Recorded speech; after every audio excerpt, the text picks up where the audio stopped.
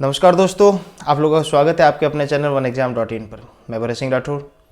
आज अपन MCQ की series को स्टार्ट करते हैं अपनी, और MCQ सीरीज़ के ऊपर उसके ऊपर ये पहला वीडियो है मेरा। आज शुभारंभ आज हो रखा है, राइट। और इसी के साथ बिजनेस मैनेजमेंट, मार्केटिंग, लॉ जिसमें इंडियन कॉन्ट्रैक्ट एक्ट भी होगा, उसके अंदर कंज्यूमर प्रोटेक्शन एक्ट भी होगा, right. Sale of the goods act भी होगा, पार्टनरशिप भी होगा, कंपनीज भी होगा। जहाँ तक मैं जो करवा सकता हूँ सारी मैं चीज़ें आपको करवाते हुए चलूँगा यहीं पे, राइट। और इनके अंदर आपके MCQ जो मोस्ट इंपॉर्टेंट MCQ है, जगह जगह से चुन चुन कर मैं MCQ लाता हूँ और उन MCQ के तहत आपके लिए क्या करता हूँ, एक वीडियो बनाता हूँ। और उस वीडियो के तहत मैं आपको ये MCQ सॉल्व कैसे किए जाते हैं, इनकी कंसेप्चुअल क्लैरिटी है, उसके बारे में अपन बात करेंगे, राइट। तो मेरा फोकस यही है, सीरीज चलाने का फोकस ही यही है कि इसके तहत मैं जितने भी MCQ कवर कर सकता हूँ, concept wise, subject wise, topic wise, main important है टॉपिक वाइज। तो इन टॉपिक वाइज इन सारे MCQ को मैं आपको जो मल्टीपल चॉइस क्वेश्चन है उनको मैं आपके साथ रखूँ। जहाँ पे मुझे जितने मिले, 20 मिले, 25 मिले, 30 मिले, जैसे मिले मैंने आके आपके लिए वीडियो बनाना शुरू कर दूंगा, राइट। तो इसी तरीके से अपनी सीरीज चलेगी, अलग अलग टॉपिक वाइज हम क्या करेंगे, MCQ को सॉल्व करेंगे। उससे होगा क्या, उससे होगा ये कि जो टॉपिक आपके एग्जाम में रेलिवेंट, एग्जाम में आपके लिए वो टॉपिक है, तो उस टॉपिक के रिलेटेड जो क्वेश्चंस मेरे सामने होंगे, जो आपको यहाँ पे क्वेश्चंस होंगे, वो क्वेश्चंस आपके लिए क्या हो जाएंगे, इजीली गो थ्रू हो जाएंगे। आपको ये समझ में आ जाएगा किस तरीके के सवाल पूछे जाते हैं, किस तरीके के क्वेश्चन को सॉल्व किया जाता है, राइट। उसके बीच में भी कई नया कंसेप्ट आया, क्वेश्चन के बीच में नई चीजें आई, जो अपन ने पढ़ा है, नहीं पढ़ा है, कुछ ऐसा आ गया, तो उसको भी अपन यहाँ पे सॉल्व करते हुए चलेंगे, ठीक है। तो शुरू करते हैं आज की क्लास अपनी। MCQ जो मार्केटिंग कंसेप्ट पे लेके आया हो, जो मेरा पहला ही है शुभारंभ है, तो आई होप मेरी इस वीडियो देखने के बाद आप उसको लाइक और सब्सक्राइब चैनल को कीजिएगा, नीचे कमेंट कीजिएगा, बताइएगा कि क्या ये सीरीज को मैं चालू रखूं या इस सीरीज को यहीं पे रोक दिया जाए। तो आपके कमेंट, आपके स्नेह, आपके प्यार के ऊपर डिपेंड करेगा कि मैं इस सीरीज को कितना आगे तक इसको मैं फॉलो अप, आपके कितना लॉन्ग टर्म तक मैं इसको लेके जाऊँ, right.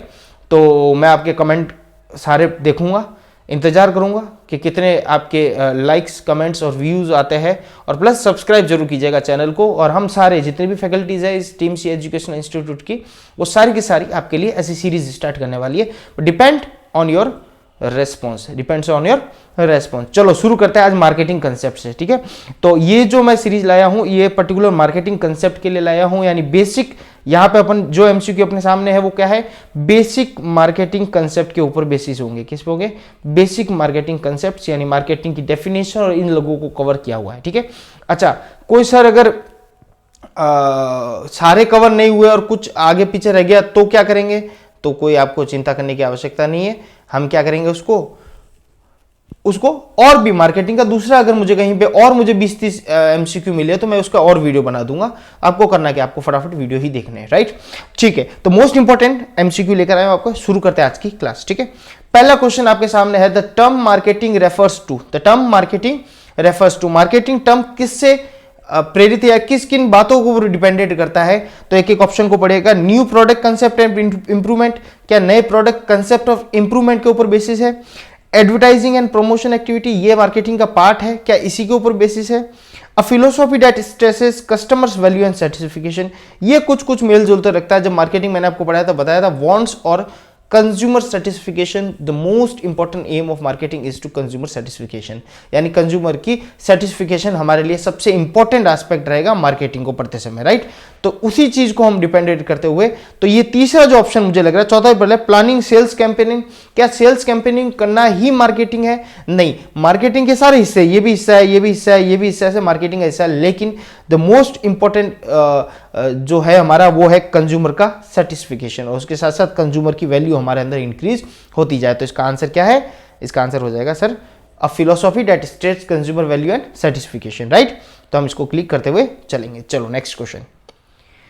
In marketing theory every contribution from the supply chain adds to the product, यानी जो सप्लाई चेन होती है, सप्लाई चेन कहा जाती है जहां पे मैन्युफैक्चरिंग, जहां पे आपका मैन्युफैक्चरिंग वहां से लेके हुए कस्टमर, जो एंड कस्टमर है, कंज्यूमर कह दो, कस्टमर कह दो, वहां तक पहुंचाने के लिए जो भी गुड्स है या सर्विसेज है उनको वहां तक पहुंचाने के लिए ये पूरा का पूरा सिस्टम उसको बोला जाता है सप्लाई चेन, ठीक है। जो सप्लाई चेन की क्लास है अपनी, उसके अंदर मैं लॉजिस्टिक की क्लास है, उसके अंदर सप्लाई चेन को भी मैं अच्छी तरीके से डिस्क्राइब कर चुका हूं, राइट। तो सप्लाई चेन, राइट, किसी के कोर्स में होगा, किसी के नहीं होगा, आप चिंता मत कीजिएगा, सिर्फ जेन्युइन समझिएगा, मार्केटिंग का हिस्सा है। यानी सिर्फ प्रोडक्ट बनने तक नहीं, प्रोडक्ट को कस्टमर तक पहुंचाने तक का मार्केटिंग का पूरा पूरा हिस्सा बनता है।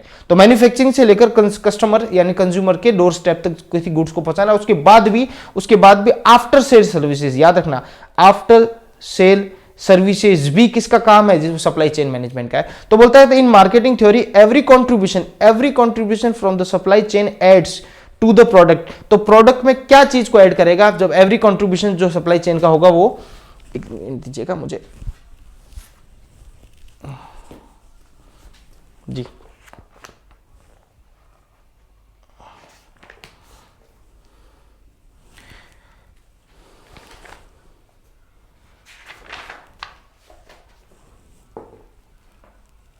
जी इसको इसी के साथ कवर करते हुए चलता हूं। चलो हाँ, तो क्या ऐड करेगा, क्या ऐड ऑन करेगा, वो करेगा वैल्यू। मैंने बताया था अपना पहला टारगेट क्या है, यह है कंज्यूमर की वैल्यू और सर्टिफिकेशन को हमें क्या करना है, इंक्रीज करना है। मार्केटिंग का मेन पर्पस यही है। तो बोलते हैं मार्केटिंग थ्योरी के अंदर जो सप्लाई चेन मैनेजमेंट जो पूरा प्रोसेस है, उसके अंदर जो सप्लाई चेन में जो कंट्रीब्यूशन हम करते हैं, जो हमारे तरफ से हम चीजें वहां पे जो बेहतर करने की कोशिश करते हैं, उससे होगा क्या, उससे ये होगा जो आपके प्रोडक्ट है उसमें क्या चीज ऐड हो जाएगी, उसकी वैल्यू बढ़ जाएगी, प्रोडक्ट की वैल्यू इंक्रीज हो जाएगी। तो इसका आंसर है A, the value of product to the value of the product will be added, यानी वैल्यू ऑफ प्रोडक्ट क्या हो जाएगी, ऐड हो जाएगी। राइट, समझे यहां तक जी सर। थर्ड क्वेश्चन पे आते हैं। The dash concept holds that the consumer and businesses if left alone will ordinarily not buy enough the organization product। यानी हम क्या कर सकते हैं, हम इसमें से किस कंसेप्ट का कहना है कि जब कंज्यूमर और बिजनेसेस को हम if left alone will ordinary not enough to organisation product, यानी हम क्या कर सकते हैं, ये बोलता है ऐसा कौन से कंसेप्ट में बोला जाता है कि कंज्यूमर और बिजनेसेस को अलग अलग अगर कर दिया जाए, अगर उनको अलग अलग कर दिया जाए तो हमारा जो ऑर्गेनाइजेशन प्रोडक्ट है हम उसको मतलब जिस इनफ साइज पे हमें ब्रॉड करना चाहिए उस ब्रॉड इनफ साइज पे हम बाय नहीं कर पाएंगे। तो ये बोलता है सेलिंग कंसेप्ट। कौन सा बोलता है, सेलिंग कंसेप्ट बोलता है। सेलिंग कंसेप्ट बोलता है कि आपको कंज्यूमर और अपने बिजनेसेस को एक साथ कॉम्बिनेशन में रखना पड़ेगा, कोऑर्डिनेशन के साथ चलाना पड़ेगा, अलग अलग नहीं कर सकते। राइट, ठीक है, तो इसका आंसर हो जाएगा बी। चौथा, विच of the following would be the best illustration of a सब कल्चर। सब कल्चर होता है, आपको पता है कल्चर क्या होता है। कल्चर ये जो आपका जो सोशल लाइफ का जो भी कल्चर होंगे, सोशल कल्चर हो जाएंगे आपके, यानी जो भी जोग्राफिकल हो गया या फिर आपके रिलीजियस हो गया। राइट, तो ये सब क्या हो गया, ये कल्चर हो गया। और इसका बेस्ट एग्जाम्पल जब सोशल की जब कल्चर की बात करेंगे तो उसके सब कल्चर्स होते हैं। क्या होते हैं, सब कल्चर्स होते हैं, यानी उस कल्चर के पार्ट्स होते हैं। राइट, ये पढ़ा अपने कहाँ पे पढ़े, जब मार्केटिंग पढ़ रहे थे अपन, डेमोग्राफिक पढ़ रहे थे, जब कल्चर पढ़ रहे थे, सोशल पढ़ रहे थे, जब अपन बोलते हैं कौन से फैक्टर मार्केटिंग को अफेक्ट करते हैं, वहां पे आया था। और कल्चर के जब सब कल्चर की बात करेंगे तो वो होता है एक रिलीजियस, क्या होता है, रिलीजन होता है। रिलीजियस कह दो, रिलीजन कह दो। राइट, तो ये जो रिलीजन है ये क्या है, ये best illustration of the sub culture है। कल्चर के अंदर क्या आता है, रिलीजन आता है। जब कल्चर की बात करेंगे तो कल्चर के अंदर रिलीजन, अगर हिंदू होगा तो अलग तरीके से काम करेगा और उसकी प्रायोरिटी भी अलग होगा, उसका टेस्ट भी अलग होगा, वैसे वैसे मुस्लिम और सिख का भी अलग होगा। तो इसका आंसर हो जाएगा ये। क्या ग्रुप ऑफ क्लोज फ्रेंड्स आ सकते हैं, नहीं, ये सोशल में चला जाएगा। किस में चला जाएगा, सोशल में। योर यूनिवर्सिटी सोशल में, योर ऑक्यूपेशन सोशल में, लेकिन कल्चर की बात करें तो क्या आ जाएगा, रिलीजन आ जाएगा। राइट, पांचवा, good marketing is no accident but a result of careful planning and execution. अच्छी प्लानिंग कब होगा, सिर्फ प्लानिंग करने से काम चल जाएगा क्या, सिर्फ सोचते रहोगे जो होगा क्या, करने से होगा। ठीक है, रामदेव जी बोलते हैं करने से होगा। तो एग्जीक्यूशन, वहां पर क्या चाहिए आपको, एग्जीक्यूशन। खाली प्लानिंग करने से कार्य नहीं होगा, आपको धरातल पे काम भी करना पड़ेगा। सिर्फ प्लानिंग नियोजन करने से काम नहीं चलेगा, आपको एग्जीक्यूशन, उनका जो प्लान किया आपने उस प्लान को ऑन फील्ड आपको लागू भी करना पड़ेगा। तो एग्जीक्यूशन, इसका आंसर क्या है, फिफ्थ का ए। सिक्स्थ, मार्केटिंग मैनेजमेंट डेफिनेशन पूछिए। Marketing management is an art and science of choosing target market and getting and keeping and growing customers through creating, delivering and communicating superior customers value. ये बोलता है customer को, पहली बात तो सबसे पहले तो टारगेट मार्केट को चूज करना है आपको, जो आपका टारगेट मार्केट है उसको आपको चूज करना है, यानी उसको आपको सिलेक्ट करना है। और फिर चूज करने के बाद उसको कीप करना है, बनाए रखना है, उसको ग्रो भी करना है, बढ़ाना भी है।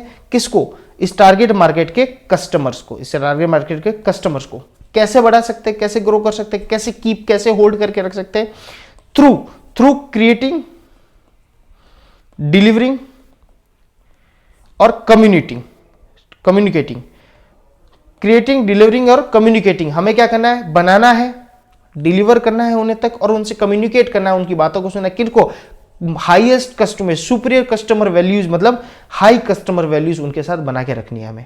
यानी चाहे हमें बात करने से हो, चाहे उन्हें सर्विस देने से हो, चाहे उनके साथ अच्छे रिश्ते बनाने से हो, इससे आपको कस्टमर वैल्यू को हाई एट टॉप रखना पड़ेगा। इससे क्या होगा, जो टारगेट मार्केट के जो कस्टमर्स है, उन कस्टमर से आपका रिलेशन बढ़िया रहेगा। यही काम किसका है, मार्केटिंग का। यही काम किसका है, तो मार्केटिंग मैनेजमेंट का मतलब ही ये हुआ कि हमें टारगेट मार्केट में, ये एक आर्ट है, एक कला है, एक साइंस है, एक विज्ञान है, किससे, उससे क्या कर सकते हैं हम, टारगेट मार्केट के कस्टमर्स को हमको होल्ड करके रखना है या उनको ग्रो करना है।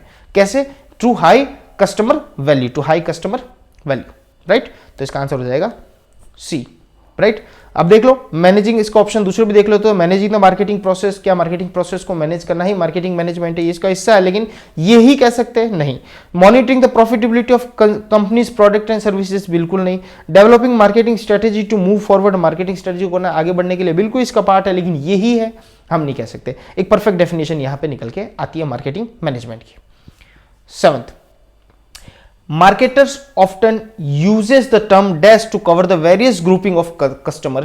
हम मार्केटिंग में मार्केटर्स कौन से ऐसे टर्म को यूज करते हैं जो सारे अलग अलग ग्रुप, अलग अलग समूह के जो कस्टमर्स हैं उनको हम टारगेट कर सके और उनको एक साथ हम ला सकते हैं। ऐसा हम किस चीज को यूज करते हैं, मार्केटिंग कौन से टर्म्स को यूज करता है, तो उसका आंसर हो जाएगा मार्केट। हम क्या बोलते हैं, अलग अलग ग्रुप के को अलग अलग मार्केट के अंदर बांट देते हैं। ये इस मार्केट का यंग मार्केट, ओल्ड मार्केट, ऐसे करके मार्केट नाम से हम सेगमेंट को अलग अलग डिस्ट्रीब्यूट कर देते हैं, सेग्रीगेट कर देते हैं, ठीक है।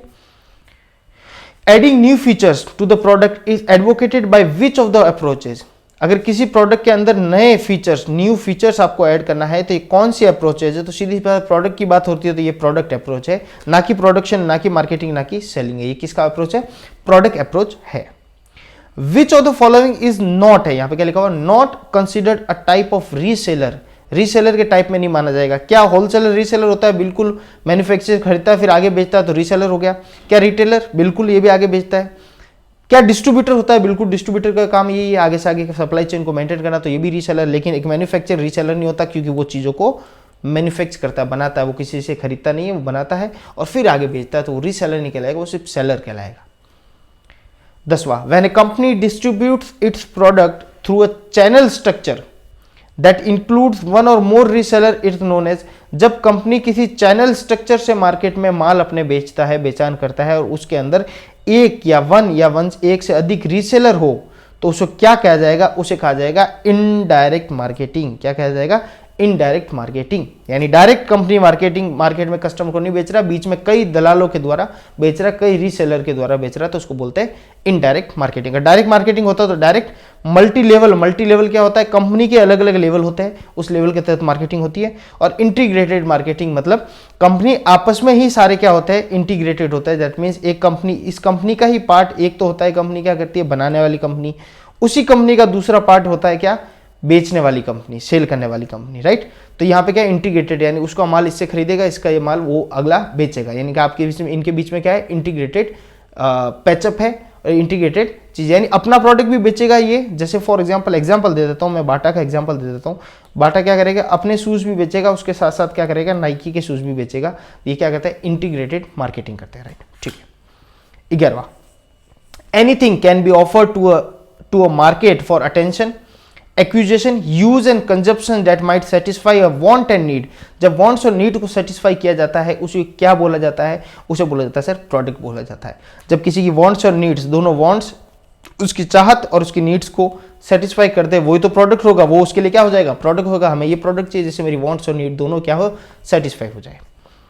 12th, a social and managerial process by which an individual and organization obtain what they need and want through value creation refers to which one of the following, एक concept क्या कहता है, a social and managerial process, ये क्या है, एक सामाजिक और मैनेजरियल प्रोसेस है, प्रबंधिक प्रोसेस है, by which individual and organization obtain what they need and want।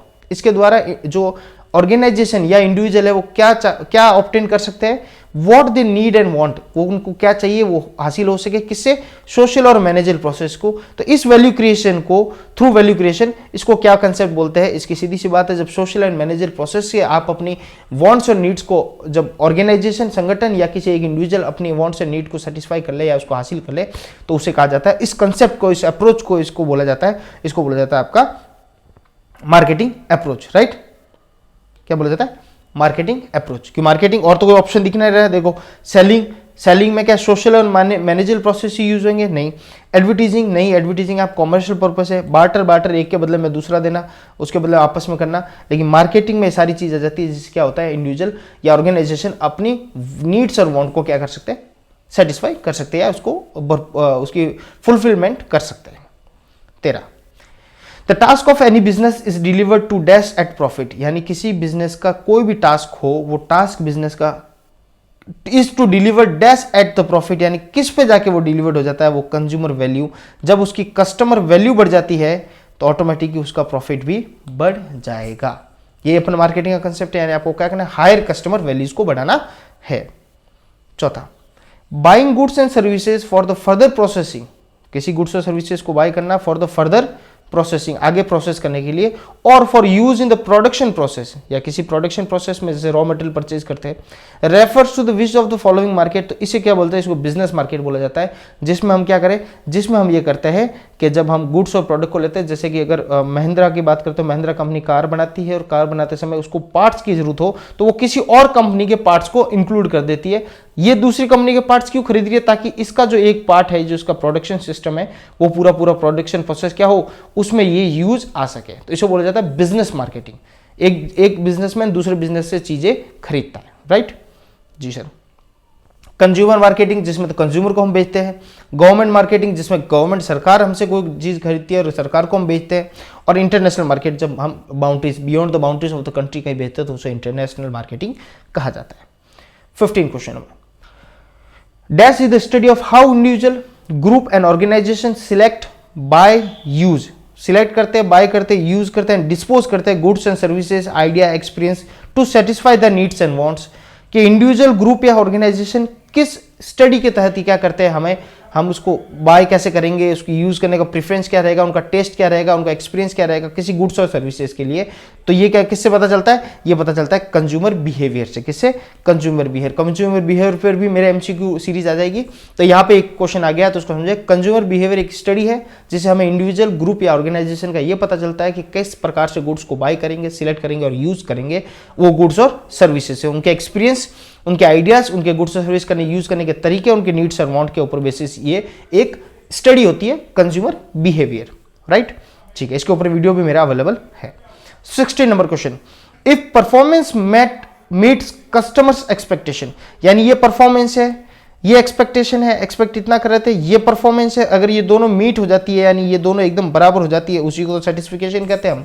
उसी को तो हम कहते हैं कि कस्टमर क्या है, सेटिस्फाइड है। So easy.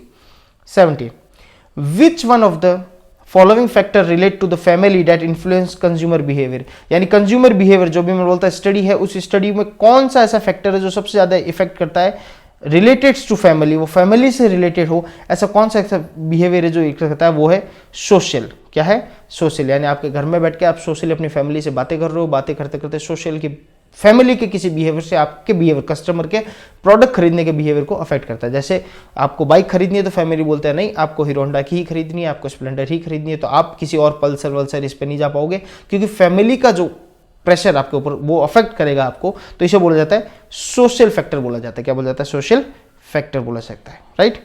ठीक है, which one of the following is the key to build lasting relationship with customer, किसी कस्टमर से लास्टिंग रिलेशनशिप, यानी सबसे अंत तक उससे रिलेशन बनाए रखना, इसको सब ये मुमकिन कब होता है और इसके लिए सबसे की पॉइंट क्या बिल्ड की रोल निभाता है, यानी की रोल कौन निभाता है इसके अंदर?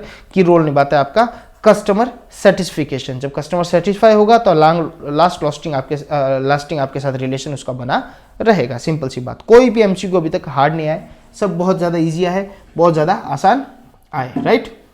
यहां तक कोई दिक्कत, कोई परेशानी नहीं सर, आप आगे चल सकते हो। ठीक है, 19 question, the factor such as buyer's age, buyer खरीदार की उम्र, life cycle of stage, life cycle stage यानी बूढ़ा है, जवान है, किस तरीके से। ऑक्यूपेशन यानी क्या वो व्यवसाय में है। इकोनॉमिक सिचुएशन, उसकी आर्थिक स्थिति क्या है, उसकी लाइफस्टाइल, उसकी जीवन शैली क्या है। पर्सनैलिटी क्या है, सेल्फ कंसेप्ट क्या है उसका। That influence buyers decision refers to which one of the following character, यानी इतनी सारी चीजें किसी बायर को इन्फ्लुएंस करती है तो ये कौन से कैरेक्टरिस्टिक में माना जाता है या कौन से इसमें माना जाता है, तो इसका आंसर हो जाएगा डेमोग्राफिक। इसको क्या बोला जाता है, डेमोग्राफिक। क्या बोलता है, डेमोग्राफिक कैरेक्टरिस्टिक होता है जहां पे बायर की एज, उम्र, लाइफ, ये सब, उसके पर्सनली सारे ऑक्यूपेशन, आर्थिक स्थिति, यानी डेमोग्राफिक सिचुएशन को देखते हुए हम क्या करते हैं, हम पता करते हैं कि कस्टमर अफेक्ट, अपने डिसीजन में अफेक्ट इन चीजों से भी होता है। इसे बोलते हैं डेमोग्राफिक कैरेक्टरिस्टिक, राइट। ठीक है सर, आगे चलते हैं। The dash is practised most aggressively with unsought goods that buyers normally do not think of buying, such as insurance, encyclopedias, funeral plots, ये सब। यानी जैसे ये, अब कौन अपने शमशान की ज़मीन तो कौन ही खरीदेगा, इंश्योरेंस कम ही खरीदते लोग, मरने का कौन सोचता है। तो इस मार्केटिंग कंसेप्ट को हम क्या कहते हैं, तो ऐसी जो एग्रेसिवली उनको बेचना ही है, उनको फोर्स करके बेचना है, उनके पीछे पड़ने जो नहीं होते एजेंट, खरीदो खरीदो खरीदो खरीदो, तो इसको बोलता है सेलिंग कंसेप्ट बोलते हैं। यानी ये टोटली क्या है, सेल पे फोकस करता है, ना कि प्रोडक्शन पे, ना कि प्रोडक्ट पे, ना कि होलिस्टिक पे। ठीक है, सेलिंग यानी उसके पीछे पड़ जाता है, आपको खरीदना ही खरीदना पड़ेगा। 21 marketing is defined by the American marketing association. उसकी डेफिनेशन के अकॉर्डिंग ये क्या है marketing, marketing is an activity, set of institution and processes for creating communicating, किसी से कम्युनिकेट करना, डिलीवरिंग और एक्सचेंजिंग। देखो ये तो अभी अपने आगे भी एमसीक्यू आया था, उसमें पढ़ा था कि क्रिएटिंग, कम्युनिकेटिंग, डिलीवरिंग, क्या करना है हमें, प्रोडक्शन, जो कस्टमर का सेटिस्फिकेशन है, उसको प्रोडक्ट है, सर्विसेज है, उसको हम क्रिएट करना है, कम्युनिकेट है, डिलीवर करना है, किसको, कस्टमर्स की वैल्यूज को, और एक्सचेंजिंग, उसके साथ एक्सचेंज भी करना है, आप उसको गुड्स दोगे वो आपको पैसा देगा। Offering that have value of customers, clients, partner and society at large, right. तो इसका आंसर हो जाएगा बी 22। जो लग्जरी प्रोडक्ट है उन, और जैसे कि रोलेक्स वॉचेस हो गए, एग्जांपल में दिया हुआ है, आर नोन एज, तो ये है तो वैसे तो गुड्स का क्वेश्चन है, जब हम प्रोडक्ट डिसीजंस पढ़ेंगे उसका क्वेश्चन है, लेकिन यहाँ पे आ गया है तो आपको याद रखना ये शॉपिंग प्रोडक्ट है। यानी कोई लग्जरी प्रोडक्ट अगर कोई खरीदेगा तो शॉपिंग के पर्पज से,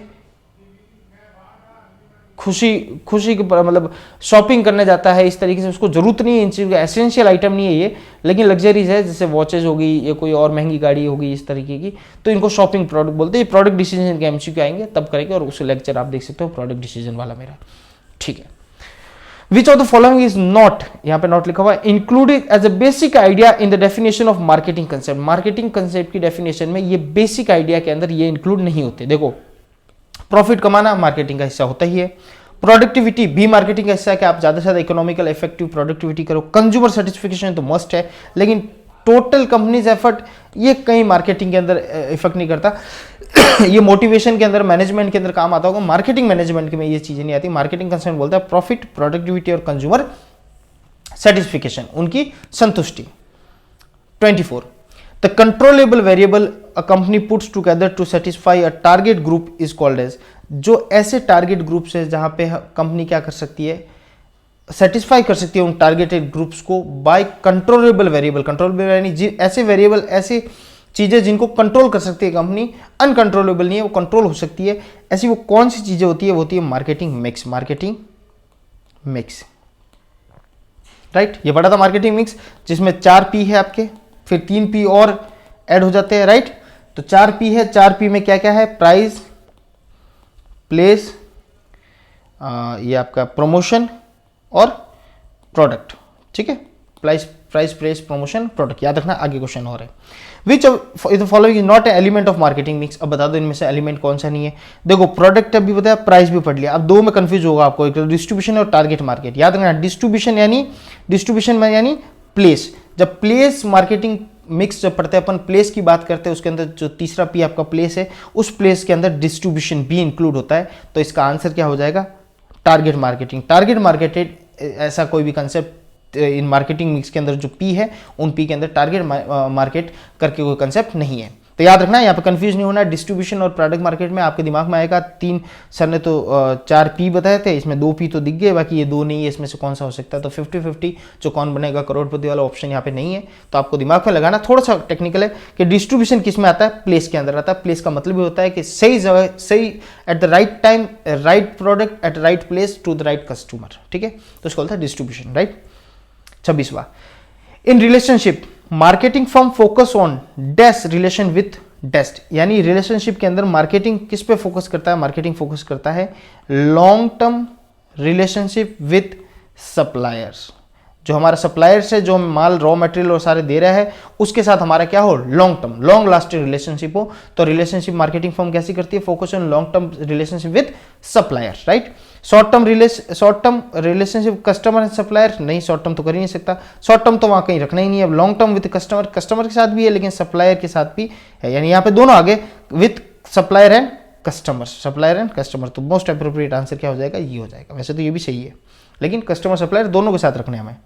27वां, अ फर्दर, जो 4 पी हमने पढ़े थे मार्केटिंग मिक्स के साथ, उसके साथ 3 पी और दिए जाते हैं extra, further 3 Ps incorporate into marketing mix, उनके साथ मिलाए गए हैं, 3 पी और मिलाए गए हैं। वो 3 पी क्या है, तो आपको याद रखना है उन 3 पी के बारे में। वो है आपके सामने फिजिकल एविडेंस, प्रोसेस और पीपल। ये 3 पी भी याद रखने हैं आपको। टोटल 7 पी आपको याद रखना है मार्केटिंग मिक्स का सवाल। इसमें से 1-2 एमसीक्यू तो पक्का ही पक्का है। प्राइस, प्रोडक्ट, प्रमोशन, प्लेस, और उसके बाद आपको 3 पी और याद रखने, फिजिकल एविडेंस, प्रोसेस और पीपल, ठीक है जी। अब marketing philosophy summarised by the phrase a stronger focus on social and ethical concern in marketing characteristic is that period, यानी हमें किस पे हमें फोकस करना है कि फिलोसॉफी क्या कहती है, मार्केटिंग फिलोसॉफी क्या कहती है कि strong focus on social and ethical concern in a marketing. जो स्ट्रॉन्ग फोकस करना है हमें, स्ट्रॉन्गर फोकस ऑन सोशल, सामाजिक और ethical concern in marketing is characteristics of the which period. तो ये किस पीरियड का खेल है, ये है आपका सोशल, इसको बोला जाता है सोशल मार्केटिंग पीरियड। जब आप मार्केटिंग के अंदर सोशल मार्केटिंग, सामाजिक मार्केटिंग, विपणन की बात करोगे, तो उस समय आपको ये ध्यान रखना है कि इस जो सामाजिक सोशल मार्केटिंग का पीरियड आपका चल रहा है, उस पीरियड के अंदर जब आप सोशल मार्केटिंग करना चाहते हो, तो सीधी सी बात है, जब सोशल मार्केटिंग आप एक्सेप्ट करोगे या सोशल मार्केटिंग लागू करोगे इस तरह के एनालिसिस को, तो आप फोकस किस पे करोगे, तो आप फोकस सोशल और एथिकल इश्यूज पे करोगे, लोगों की सेवा करोगे, सामाजिक कार्य करोगे। तो इस तरह की मार्केटिंग को आप फिलोसॉफी को अपनाओगे। सिंपल सी क्वेश्चन है। 29, need become want, need become want when they are directed toward specific object. ये मेरी जरूरत है और ये मेरी नीड है, ये मेरी जरूरत है और ये मेरी वांट, मेरी चाहत बन गई। ये मेरी सॉरी ये नीड मेरी चाहत थी और जरूरत थी और ये मेरी चाहत बन गई। ये क्या थी, नीड यानी जरूरत थी और ये मेरी क्या बन गई, चाहत बन गई। तो क्या बन जाएगी, needs become want, needs become wants. जब कोई हमें स्पेसिफिक ऑब्जेक्ट पता चल जाता है तो ये अब मेरी चाहत होगी। मुझे जरूरत थी किसी चीज़ की लेकिन अभी मुझे पता नहीं थी, लेकिन जैसे कोई चीज़ प्रोडक्ट मेरे सामने आया जो मेरी ज़रूरतों को पूरा कर सकता है, अब वो मेरी चाहत बन गया, मेरी वांट्स बन गया। ठीक सर, बिल्कुल। ये मेरे क्लास में मार्केटिंग कंसल्टेंट क्लास में सारी चीज़ें मैंने करवा रखी है, ध्यान रखना इस चीज़ को, ठीक है। Which of the following is the best describes the consumer preference for the product that are widely available to them। यानी किसी प्रोडक्ट के बारे में बेस्ट डिस्क्रिप्शन कौन दे सकता है, तो ये हो सकता है which of the following is the best describe the consumer's preference। Consumer किस प्रोडक्ट को प्रिफरेंस करेगा और ये कहाँ पे अवेलेबल होता है, ये प्रोडक्शन, जब कोई आदमी प्रोडक्शन, जब उत्पादन करता है, जब बनाता है, दैट टाइम उसके दिमाग में, कंपनी या ऑर्गेनाइजेशन के दिमाग में रहता है, तो कंज्यूमर किसको प्रिफर करेगा, तो उसे हमें और अच्छी क्वालिटी और भी ज़्यादा क्या बोलते हैं क्वांटिटी में हमें उसको बनाना है, क्योंकि कंज्यूमर की उसकी डिमांड ज़्यादा है तो हमें सप्लाई भी ज़्यादा है। तो ये प्रोडक्शन कंसेप्ट के अंदर आता है। ये चारों कंसेप्ट भी मैंने आपको कराए थे, प्रोडक्शन, प्रोडक्ट, सेलिंग और मार्केटिंग, ठीक है। Which one of the following is the best describe the human needs. किसी ह्यूमन नीड्स को यानी मानवीय जरूरतों को कौन बेस्ट डिस्क्राइब करता है, तो वो है फूड।